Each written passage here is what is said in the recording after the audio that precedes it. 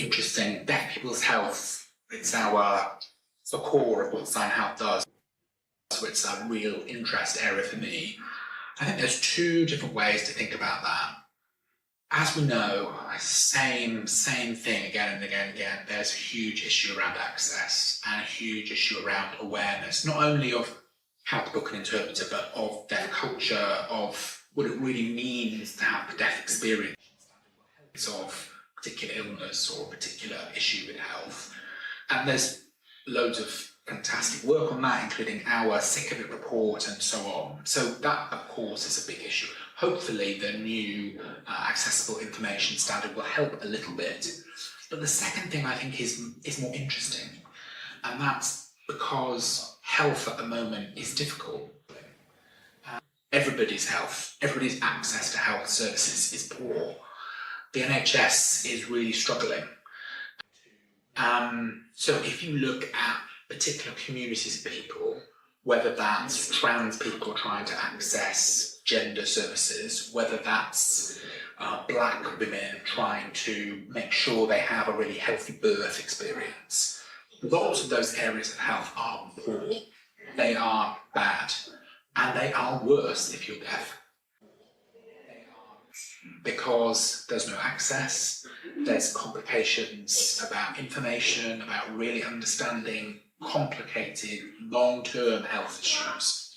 So we need to keep remembering that deaf people, we are everywhere, we're in every community. So if you're talking about a health issue, you're talking about deaf people.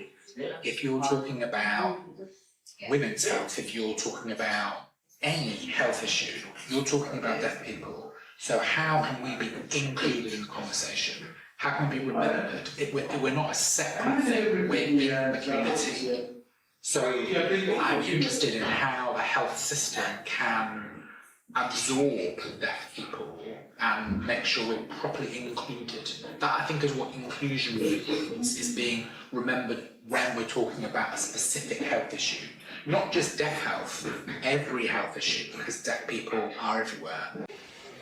So, yeah, there's a new barrier there, but I'm hopeful, I'm optimistic. I think the health system wants to change, it just needs a bit of help, and that's why we're here.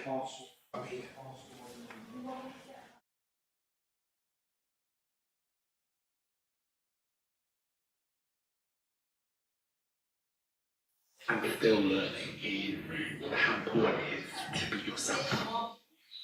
To be true to who you are, to be open about your life, to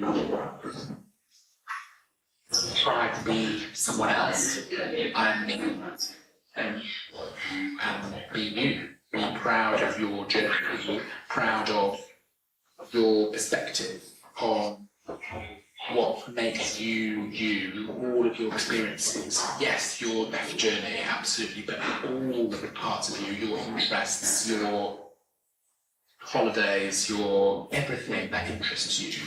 What does that mean? How has that made you? That's really special. No one else has that.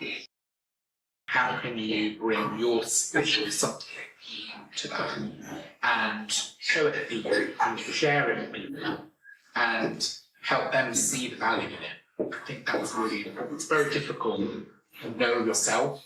It's a very powerful thing to be really comfortable with who you are and to, I think, to offer people a safe space to be themselves. I love SignHealth. I feel very emotional about the charity. I've worked in the charity sector for 24 years, and SignHealth is a very rare thing. We are a disabled people's organisation, so we are led by deaf people at board level. In my team, throughout the whole organisation, we have deaf people, and there is a power in that. And it's very rare, it's very unique to have so many deaf people working together. Feels like we are making something for ourselves. Feels like we have taken control of our future and we are showing the health system, other people, what we need, how to work with us, how to collaborate. There's something very proud about how we work and who we are and why we're here, and that we can actually achieve the purpose of the charity. I feel very proud and like it's just here. We can reach it, we can get it. It's lots of charities have clear purposes, but they feel very, very far in the distance, whereas our purpose is achievable. We can achieve health equality. I really, really believe that.